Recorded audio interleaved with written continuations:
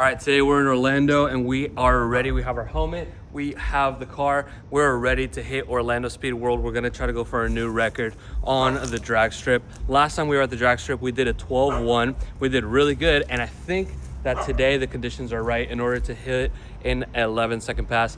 Probably gonna be in the high 11s, but that's okay. So anyway, the only thing we're gonna do on the car is actually just take out the subwoofers. Besides that is gonna be the entire street setup that you've always seen. So that's what I'm doing right now. I'm gonna go ahead and take out the subs, get this whole thing ready. Maybe I'll even put the numbers on just in case, because it looks cool, you know? And I'll get the whole thing going. Once we're ready here, we're gonna take it to Orlando Speed World and get it going, try to get that 11-second pass. So let's do it. All right, so it's pretty simple. We already took off the bracket that holds the subwoofers there. So now all I have to do is just push it right out. So I'm gonna do that right now. It was just a little bracket that was holding it there. As you can see, I mean, this is like one of the cleanest subwoofer setups that I personally have seen. This is why I wanted to do this custom box so badly, because if you just look at the back of this trunk, it looks OEM. So that's one of the things that I like a lot about my setup. It's super clean, and honestly, the only thing I had to do is just push the subwoofers out in order to just lighten the load so much. And underneath here is actually where I have the amplifier, but I'm not even gonna touch it. I'm just gonna leave all that there. It's all tucked away nicely. So I'm gonna go ahead and push that out, and then the car will basically be ready. We're just gonna be running a street setup. So I started pushing that, and then I just realized there was one thing I forgot. So I actually have to unbolt these little wires right here. That way the box can actually come out freely, because the box is attached through that little section over there. So I'm gonna need an Allen key for that. All right, so we got it out here, and you might be wondering, why is this the only thing that I'm taking out and getting ready for the drag strip? And the answer is really because this is where you find the best return on investment. This is, even though it's quite a bit of effort to get it out, this is like 100 pounds right here. Like seriously, this thing is incredibly heavy. And so taking 5 minutes to take this out is gonna help us a lot with our times and everything on the drag strip. So it just makes a lot of sense. It's something I can do pretty quickly and get it out and help out a lot with the performance of the car. And there's one more thing that I just remembered that I also take out just for safety reasons, is the fuse actually over here on this battery switch. I'll show you guys right now. I'm just forgetting everything today on what I have to do in order to get ready for the track. The truth is, I just woke up from a nap and we're gonna go ahead and race the car, and I am still extremely tired, but that's besides the point. This right here is the fuse that we need to take out. This is the fuse for the subwoofers. So it's pretty easy. You just pop this off.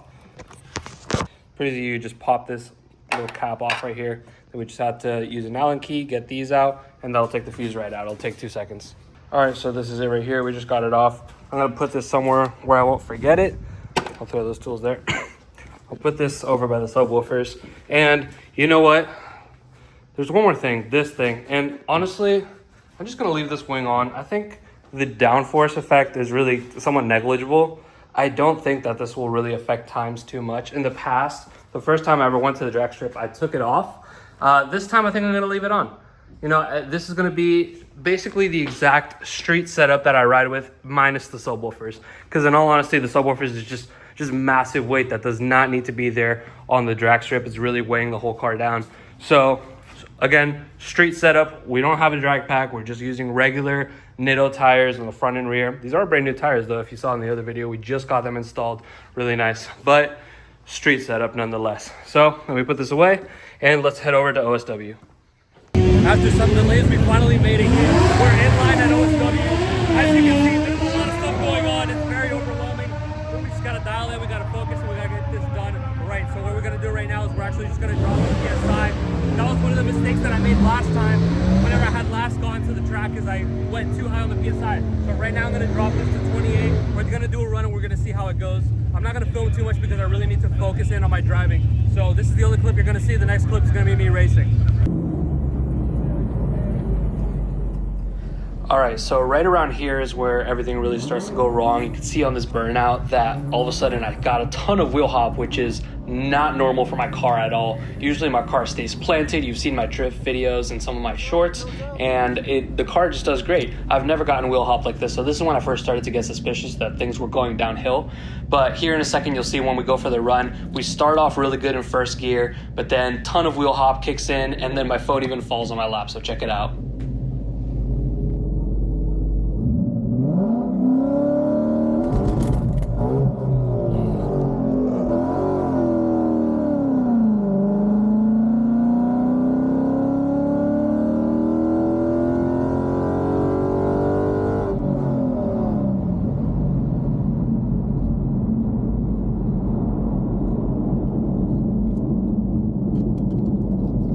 Fucked it up. Oh man, that's frustrating. That's really frustrating. Thank you. Oh, I like the number. Oh, thanks. 725, yeah, 725 freaking seconds is how long it took for me to get across that line. That was ass, dude. All right, so this was my next run, and honestly it wasn't much better, only a little bit. You'll notice that I actually decided to not do a burnout. The reason for that is I figured on the last one, the burnout and the wheel hop might have been what actually upset the car before actually going for the run. So I decided not to go for a burnout this time. So this time I just lined it up, cold tires, and that proved to not be good either, because then we had just ended up sliding. So this was also a horrible time, and this was the only other pass that I had that day. So here you go, watch this.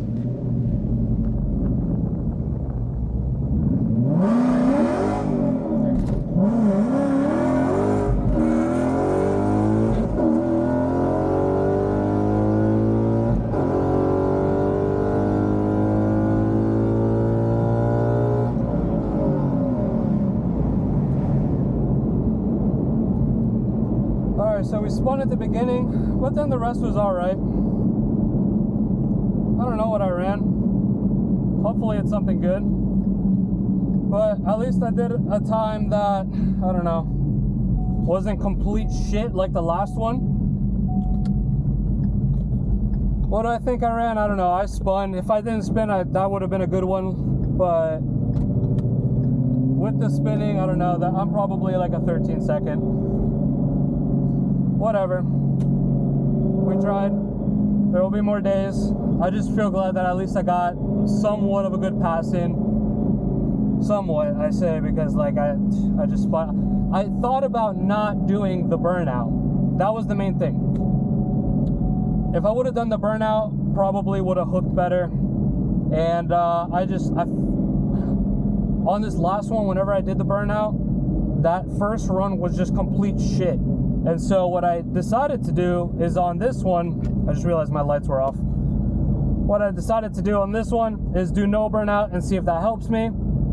Ended up just spinning the tires. So, I don't know. I don't think it was a complete waste today. I think we learned a lot, and that's what we can take home. At the end of the day, I'm driving back home the same car that I brought here. I'm not trailering it. This is literally a street car. Somewhat of it's not a daily car, but it's a street car. And you know, that's all we can really ask for. So we're thinking about tomorrow coming and competing and seeing what we can do, and maybe we can get some more content that way. But for now, that's about it. Let's see what we get on this time slip. Hello, thank you. You're welcome.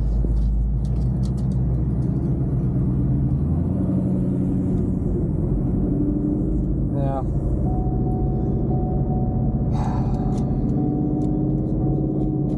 Wasn't our day.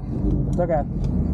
So we ended up getting in the quarter a 13.8. I mean, for me, that's kind of a shit run. We've ran a 12.1 before in this car, so I know that we can do better, but that's all right. That's literally just due to the spinning. So now we know for next time, if we come back tomorrow, I'm gonna do a big fat burnout before I take off, and hopefully that'll help me stick. Filming this after the fact, I was actually really curious as to how much these subwoofers weigh. So we got this scale out and it went away. Let's see if we can get it to come back up. Roughly 107.5. So that is a massive amount of weight that we can take out of the car. And I think that helped out. Even though the drag strip was a complete fail, at least we didn't have this weight in it. All right, in a crazy turn of events, obviously the drag strip didn't work, but we ended up at this crazy Mustang meet. There are Mustangs all over the place. So what we're gonna do is we're actually gonna go around. We're gonna show you guys all the different Mustangs, show you all the crazy builds. There's even a crazy GTR back there. So let's go check it all out. We're also gonna try to meet our buddy KR out here. He's the guy in the drifting Mustang, and unfortunately he just got his car impounded. So we'll see if we can find him and see what the story is on that. So this is pretty interesting right here. He was just telling me that this wing is the stock wing from the car, but it's on these risers that are arc type racing, which I've never seen something like that before. I also like this little wicker bill that it comes with. It's pretty dope. That's crazy. This is wild. Also with the Euro taillights, like fits it perfectly. So from here it looks bluish. Wow. And then from here it comes across purple.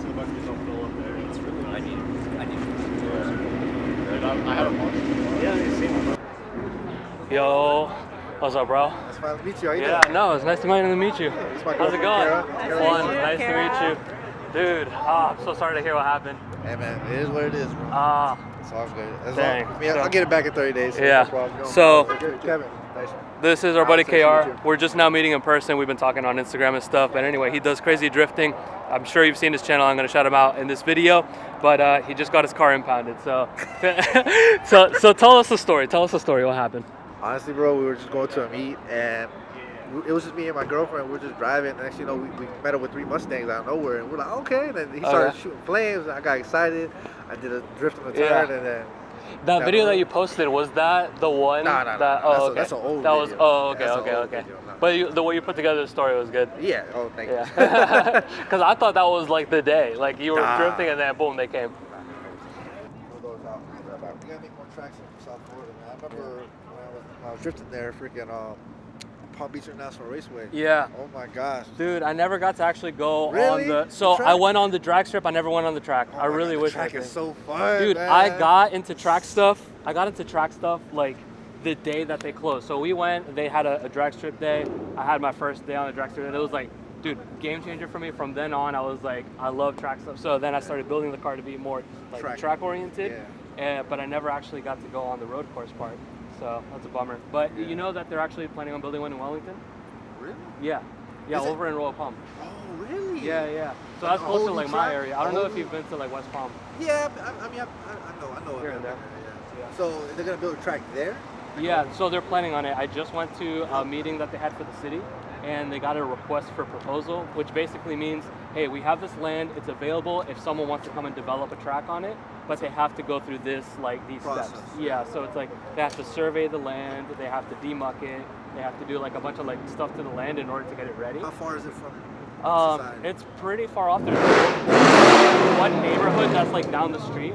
So that one neighborhood is putting up like some problems, like they don't want it to be loud, this and that, which like understandable, but at the same time, like it's far enough that they won't care. Yeah. So Okay. we're trying to get it to go through. Right. But anyway, Do you guys have like investors? Do they have investors? I don't ready? know if they've gotten someone ready. No, I just know that the city has the land available if someone wants to invest into it. Yeah. But anyway, so yeah, this is the car. This is the 777 performance bumper. Dude, all right, so we were at the drag strip yesterday. Yeah. I met a 92-year-old drag racer with a supercharged Mustang. What? Yeah. It's quite the experience. 92. He was sharp too. Yeah. So he suggested that I get my 5th point because I only have like a 4-point harness on there right now. Yeah. So he suggested I put the 5th point on, so I'll probably do that soon. But it's pretty close to the end, to like how I want. Yeah, you see the subs back there? It's pretty cool. Oh, yo. Yeah. Creative as heck. I like it. So this is how the harness bar looks? Yeah, so that's the harness bar from Braum. And you know, this one's nice because the like full roll cages, you have to like really cut and do some modifications. But for the harness bar, it's bolt on. Like, yeah, you don't, the only bit that you have to cut is right here, this little bit of plastic. But like you can do that with a knife.